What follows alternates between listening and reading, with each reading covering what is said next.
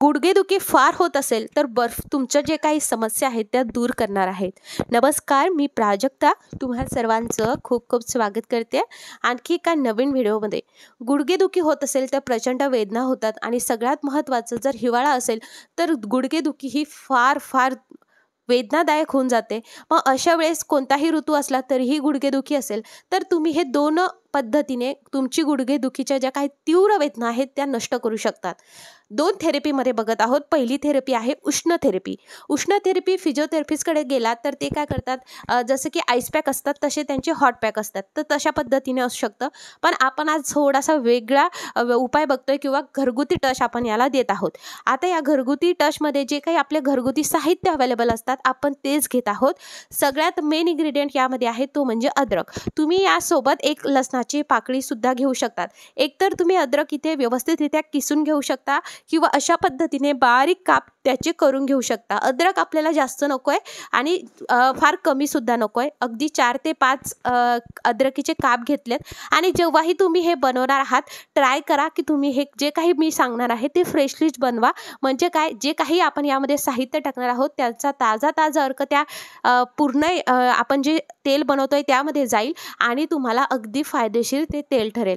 आता बघा, इकडे मी घेतलेला आहे तडका पॅन. त्यामध्ये मी टाकलंय मोहरीचं तेल. आपल्याला मोहरीचंच तेल घ्यायचं आहे. गुडघ्याच्या आसपासच्या ज्या नसा असतात ना त्यामधील रक्तप्रवाह मोहरीचं तेल वाढवतं आणि स्नायू आणि सांधीदुखीसुद्धा कमी करतं. थोडंसं खोबरेल तेलसुद्धा तुम्ही यामध्ये टाकू शकता, पण मी तुम्हाला सजेस्ट करेल मोहरीचंच तेलाचा वापर करा. हे आपल्याला कडकडीत असं गरम करून घ्यायचं आहे. लक्षात घ्या, यामध्ये मी जे जे इन्ग्रेडियंट्स घालते त्याचे काय गुणधर्म आहेत तेही सांगणार आहे. सगळ्यात पहिले आपण यामध्ये टाकलेला आहे अर्धा चमचा ओवा. ओवा हा जो आहे तो उष्ण असतो आणि हा सुद्धा आपली जी काही वेदना आहे त्या कमी करण्यास खूप मदत करतो. त्यामुळे ओवा आपल्याला इकडे अर्धा चम्मच टाकायचा आहे. ओवा थोडासा ना तडतडू द्यायचा आहे. जसं आपण फोडणी देतो ना तसं कसं मोहरी वगैरे तडते ते बस तशी तडतडू द्यायचं आहे. इकडे जी काही आच असणार आहे ती एकदम मंद ठेवायची आहे. आधी तुम्हाला जर हे रोज रोज बनवणं शक्य नसेल, एकदाच मोठ्या कंटेनरमध्ये सुद्धा बनवून ठेवू शकता, काहीच हरकत नाही. पण जेव्हाही वापरणार आहात तेव्हा तुम्हाला हे कोमटसर करायचं आहे आणि मग वापरायचं आहे. आता यामध्ये आपण टाकलं आहे खडे मीठ. खडे मीठ हे अगदी थोडंसं टाकलं आहे. खडे मीठ हे सूज आणि वेदना खूप कमी करतं, त्यामुळे खडे मिठाचा वापर करायचा नसेल साधं मीठ घेतलं तरी चालेल. अद्रकीचे काप जे आपण केले होते ते यावरती टाकलेले आहे. अद्रकमध्ये जे आहे जिंजरॉल असतं, जे आपल्या वेदना जळजळ आहे ती कमी करण्यास खूप मदत करतं.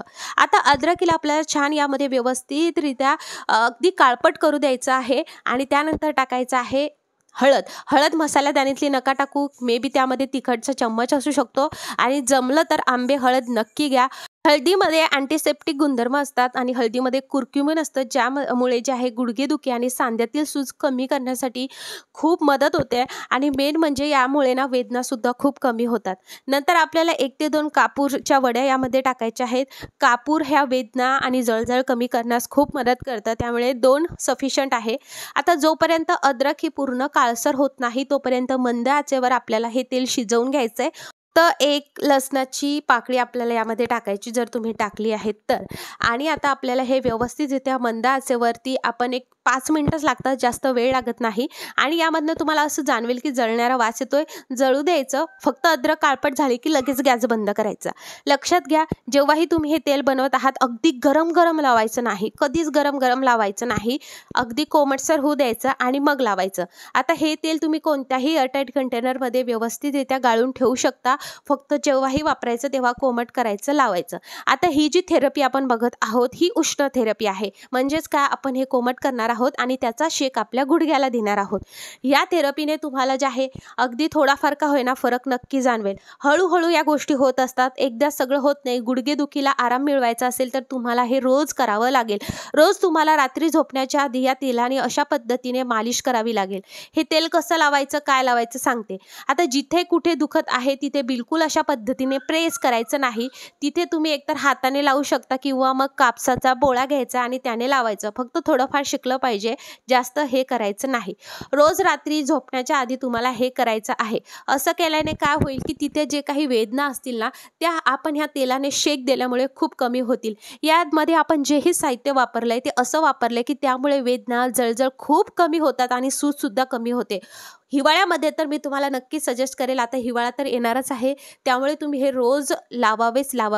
गुडघ्याची काय कारणं आहेत किंवा गुडघेदुखी का होते हे तुम्हाला गुगलवरती तर मिळूनच जाईल. नंतर एखादा जाडसर असा कपडा घ्यायचा आणि त्याला अशा पद्धतीने लपेटून घ्यायचा आणि डायरेक्ट सकाळी तुम्हाला हे काढायचं. फक्त एकदमही फिट्ट नका बांधू. असं आपण केल्याने काय होईल की आपली जी काय गुडघेदुखी आहे ती हळूहळू कमी व्हायला लागेल. आता ही तर झाली उष्ण थेरपी, पण याच्याही उलट एक खूप सोपी अशी थेरपी आहे ज्याला थंड थेरपी म्हटलं जातं. ती थेरपी सुद्धा आपण बघणार आहोत.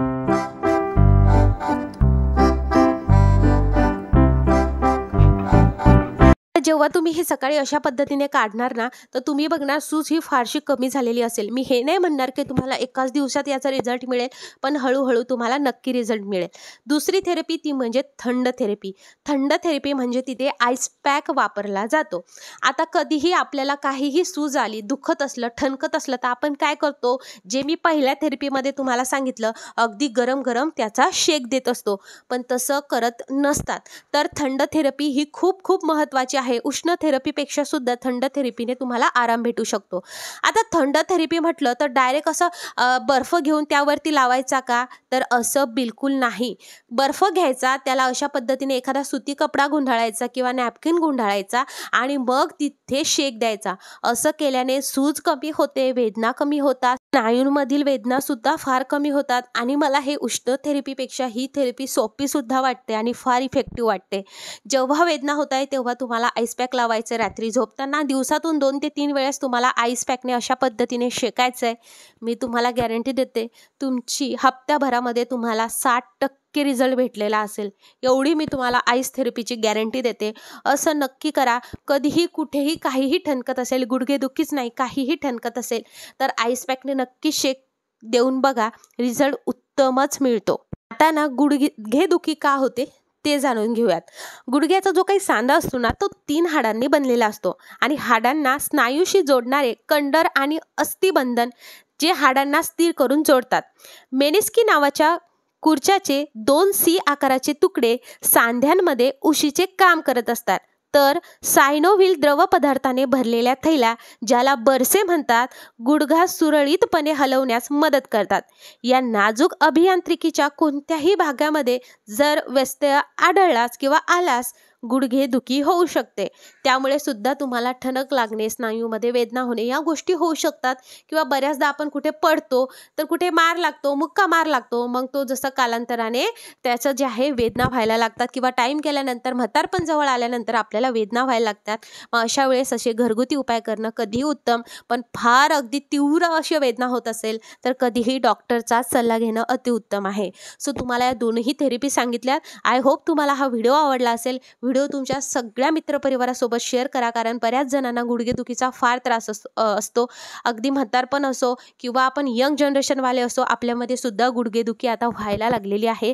त्यामुळे हा व्हिडिओ सर्वांपर्यंत पोहोचा आणि हा व्हिडिओ आवडला असेल लाईक करा, सबस्क्राईब करा, बेल आयकॉन ऑल करा आणि हो, जर हा व्हिडिओ फेसबुकवर बघत असणार तर पटकन लाईक करा आणि फॉलो करा. हा व्हिडिओ बघितल्याबद्दल खूप खूप आभार.